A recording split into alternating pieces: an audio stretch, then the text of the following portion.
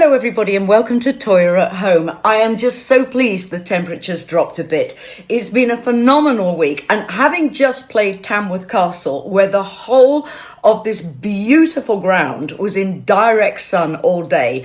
Luckily the audience didn't start coming in till about 4 o'clock, but they were still in the sun for a couple of hours. And by the time I went on stage at 7, I thought, oh God, I hope you're okay. Now, I didn't get a dressing room backstage at that event, and I couldn't access a cup of tea or even a bottle of water, yet alone my contractual rider, which is quite simple: cup of tea, 6 bottles of water, packet of crisps and a sandwich. I mean, I just was left out in that heat in full costume for at least an hour, and by the time I went on stage, I was gaga. So I looked out over that audience and I thought, I hope you're okay. But it was a fabulous event, and hats off to everyone who put it on. Tamworth Council and the main promoter. I mean, my goodness, it was a big event. But I have no idea why there were about 20 porter cabins backstage with aircon that had no artists in until half an hour before their set, that I didn't have a dressing room. It was very, very astonishing. And I have to be careful who I tell about this because my husband hits the roof. But when he heard that one, he hit the roof. It won't happen again. So it's been a very, very wonderful week. Slave to the Rhythm had a wonderful reaction. I mean, within its first hour of the video premiering, I think we had 67,000 hits. Now, we can tell by hourly hits how well something is going to do. And this was doing beautifully, and the responses have been very generous, very positive, and people saying that they love this version. And even a very dear friend of mine who I see once every 2 years because of distance, he wrote to me and he said, oh, this is the best version I've ever heard. And he's a heavy rocker, so I was thrilled. Thank you so much, everyone, for your support, because it was a wonderful, wonderful weekend to be releasing this gorgeous song out into the ether and getting such great responses. Now, I have a week ahead of me, a couple of weeks, probably a couple of months, doing back-to-back press for the Billy Idol tour.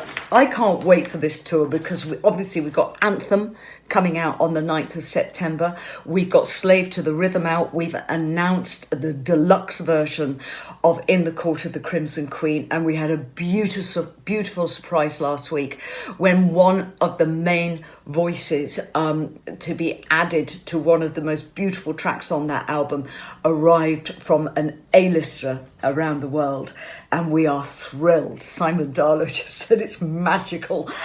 So really good things going on. And plus, Mr. Fripp is so excited about Toyah and Robert's Sunday Lunch and about our work together as of next year, not only on Posh Pop 2, but on the fact that we're going to be touring together a lot under a different name each time, but Toyah and Robert is going to become our branding.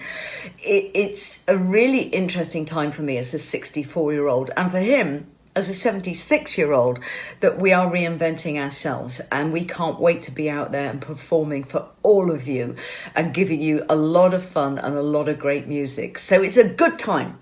Now, I'm going to jump back to 1982 today to react to a song off The Changeling. When Joel and I made The Changeling, it was quite a tough time because we were constantly touring, and you'll hear this from a lot of bands who have successes, that trying to find the time to be creative while you're touring and while you do a lot of press becomes very, very difficult.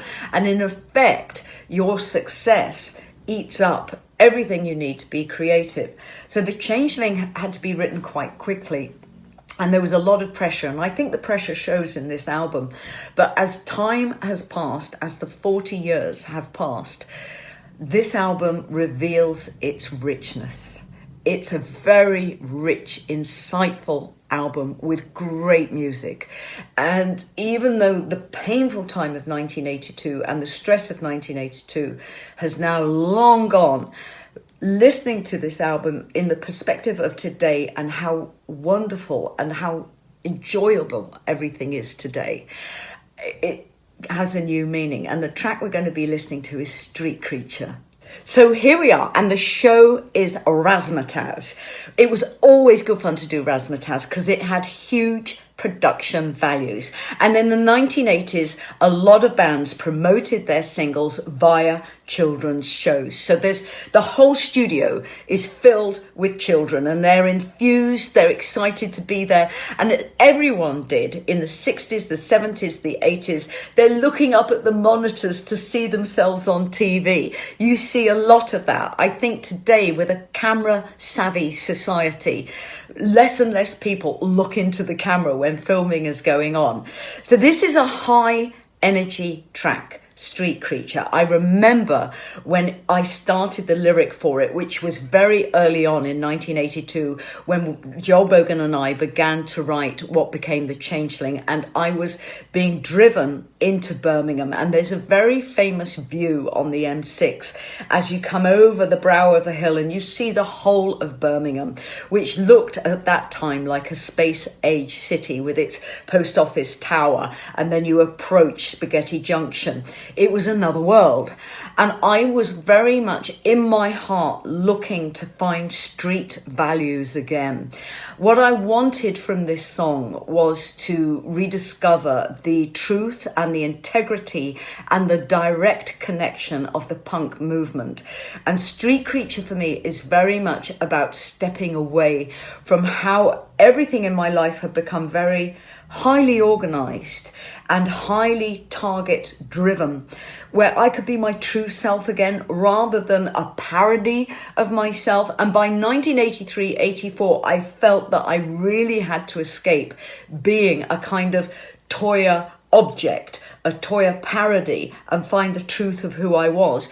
And that is why by 1987, I went straight back into stage acting so I could ground and root myself and become what I felt was a true artist again. So Street Creature, a lot of the themes of this is about getting back to ground level, and it's very much there in the lyrics. So let's have a look at it. Lots of helium balloons. Street Creature. So my hair was starting to kind of imitate the Mohican that I took on in 1983 when I did Trafford Tansy. So we'd already shot, I think, the cover for Brave New World and for The Changeling, because I've got those hair colours for that photo shoot here and the hair extensions coming out for what was to become the image of Brave New World. I mean, Phil Spalding, it's so wonderful to see him because he just looks so in it and in the moment and looks fantastic. You've got Joel there. I'm not sure who's on keyboards because we might have had to use session keyboards and session drums for this because we were traveling a lot, doing a lot of promotion. I am wearing what I remember to be a PX skirt, which is from Covent Garden. I'm even in Melissa Kaplan pedal pusher trousers. I've got a little kind of crop top leather top on. I have stilettos on, and I'm moving more towards being slightly ladylike. But the audience is all around us. I mean, they're sitting on the floor, they're clapping, it's full of energy.